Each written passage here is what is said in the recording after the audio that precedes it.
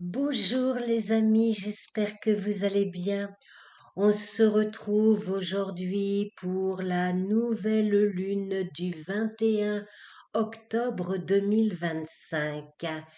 Elle se positionnera à 14h25, heure de Paris, à 28 degrés en Balance. En septième position dans la roue zodiacale, le signe de la Balance a pour vocation d'arranger les histoires le plus équitablement possible pour faire face, contrer, asservir, servir les énergies guerrières du Bélier.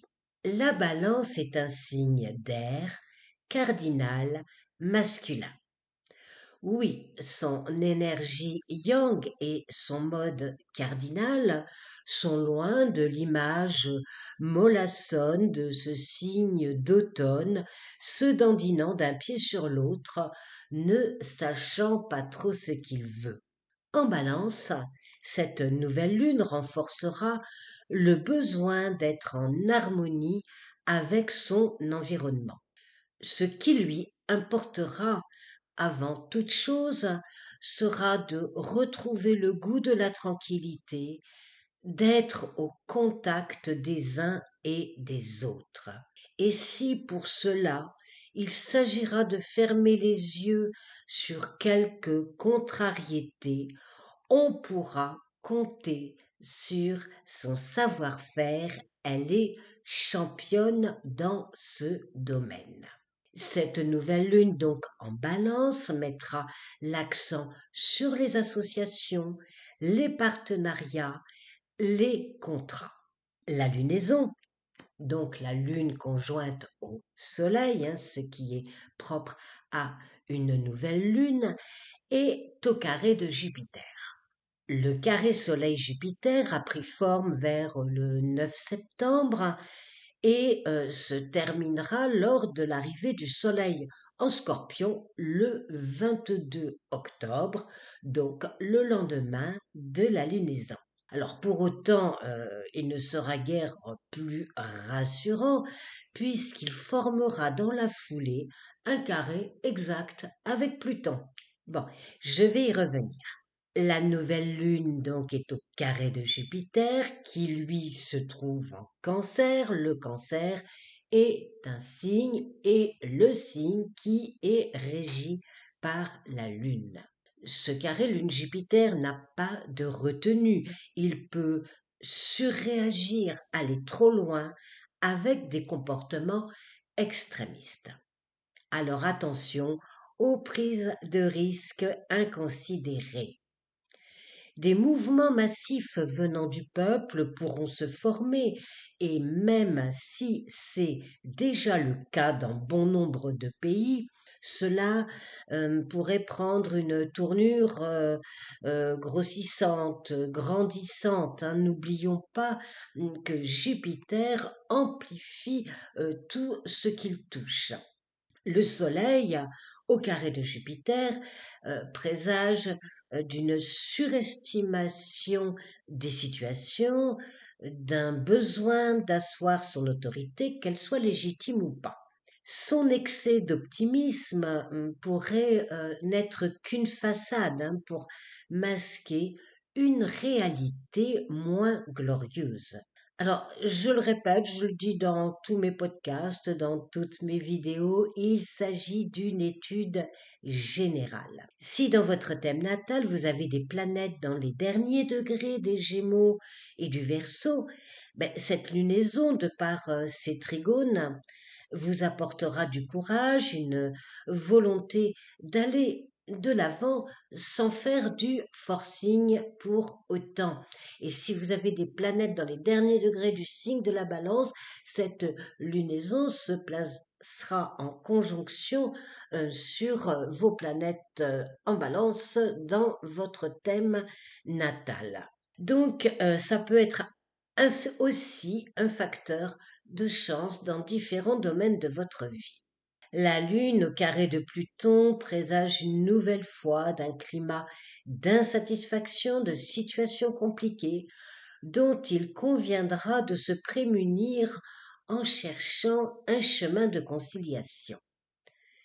Personnellement, on peut se sentir perdu, confus, surtout s'il y a un manque de repères pour construire, pour se projeter. Mais cet aspect permet de se libérer de schémas destructeurs et de reprendre le pouvoir sur sa vie. Le Soleil carré à Pluton aura un effet perturbateur, voire angoissant, conduisant à des interrogations. On se retrouve impliqué dans des luttes de pouvoir, accompagné par un sentiment d'impuissance. Attention à ne pas se laisser déborder, envahir par la colère. Alors bon, vous voyez, c'est pas un aspect très serein. Il décrit de la force, du courage, de la violence, de l'aveuglement, des réactions à l'emporte-pièce, des conflits d'autorité. Alors, on peut aussi utiliser son énergie de façon constructive pour le service d'une cause, pour défendre une idée, une philosophie de vie, mais il faudra bien prendre conscience des tenants et des aboutissants. Les événements sembleront pesants. La lunaison est au quinconce de Saturne en Poisson, qui a toujours les pieds dans l'eau. Donc on se retrouve embourbé par les différentes responsabilités à assumer. Ce quinconce signale une période d'ajustement. Un autre quinconce, la lunaison, donc au quinconce d'Uranus. C'est un aspect qui évoque un terrain instable, des situations mouvantes, avec une difficulté pour avoir prise sur celle-ci. Et la lunaison formera un troisième quinconce, là ça sera avec Neptune. Ce quinconce lunaison Neptune demandera une navigation prudente car il y aura beaucoup d'incertitudes dans l'air ambiant. Comme vous le voyez les amis, cette nouvelle lune en balance rencontrera des obstacles sur son chemin de par les aspects qu'elle forme avec ses copines planétaires. Et pendant ce temps-là, Jupiter s'opposera à Pluton. J'ai évoqué cet aspect dans ma précédente vidéo sur la pleine lune en bélier du 7 octobre. Cette opposition est encore timide, puisque Jupiter est en cancer et Pluton en verseau. D'accord? Mais elle est bien là de par son ordre de 7 degrés. C'est un aspect qui parle d'argent, qui engendre des bouleversements financiers. Il parle de ressources, de dettes, d'investissements et aussi de programmes sociaux, de manipulation, de décisions extrêmes. Alors, comme je vous l'ai dit là tout de suite, il est encore timide, hein, cette opposition est encore timide. Jupiter rentrera en Lion, je crois, fin juin, si je ne fais pas d'erreur, fin juin 2026. Et à ce moment-là, on aura vraiment une opposition exacte. Jupiter-Pluton. Alors, Vénus. Vénus qui est maître, hein, de la lunaison, eh bien, elle est en balance, elle est chez elle.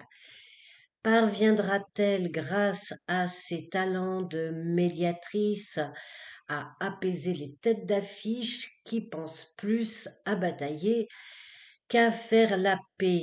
Elle s'éloignera de son opposition à Neptune, donc ça, c'est déjà bien. Donc là, il se retrouve avec, dans l'opposition, une orbe de 9 degrés, hein, donc c'est presque, c'est quasiment fini, lui assurant ainsi de se libérer de malentendus, de non-dits. Elle permettra d'y voir plus clair sur ses finances, ses relations. Son trigone, donc le trigone de Vénus, hein, à Pluton, prendra fin également. Moins passionnée côté cœur, elle offrira plus de stabilité dans les relations affectives ou se détachera de qui lui voudra du mal pour reprendre son pouvoir d'équilibre intérieur comme d'équilibre relationnel. Elle pensera à préserver ses intérêts et veillera de près à son porte-monnaie.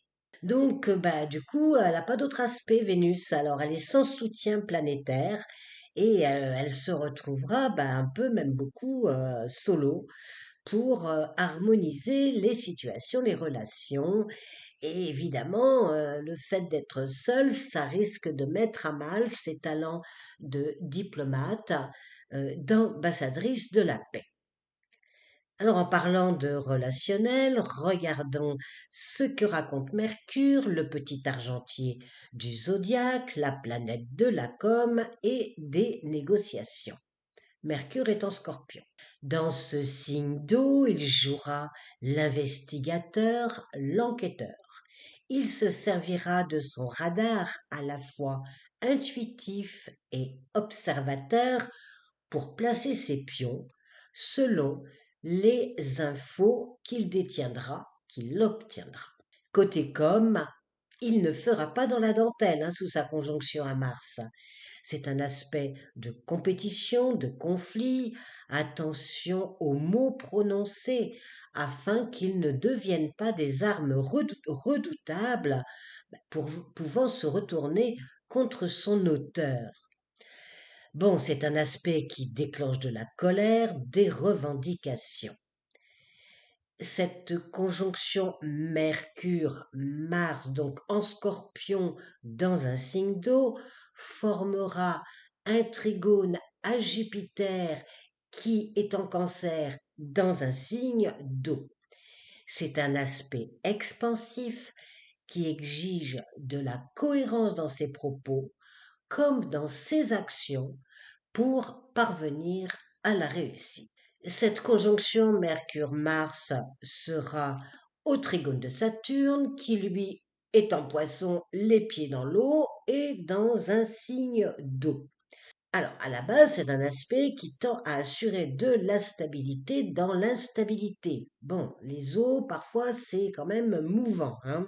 Il évoque la discipline, il apporte de la persévérance, des efforts pour trouver des points d'entente à un moment où beaucoup de choses, beaucoup de situations sembleront, et ne pas que sembler d'ailleurs, hein, seront plus qu'incertaines. Même en trigone, la conjonction Mars-Mercure avec Saturne peut manquer de souplesse, tout à sa volonté, à son ambition de maintenir l'ordre, la sécurité. Voilà les amis pour cette nouvelle lune en balance qui enverra des messages de paix, hein, qui fera tout son possible dans un contexte sous haute tension. Je propose des consultations astro-tarot numéro depuis plus de 40 ans maintenant. Si vous êtes intéressé, rendez-vous sur mon blog. Je vous place le lien dans la description ainsi que l'adresse mail pour me contacter. Je vous dis à très vite. Au revoir.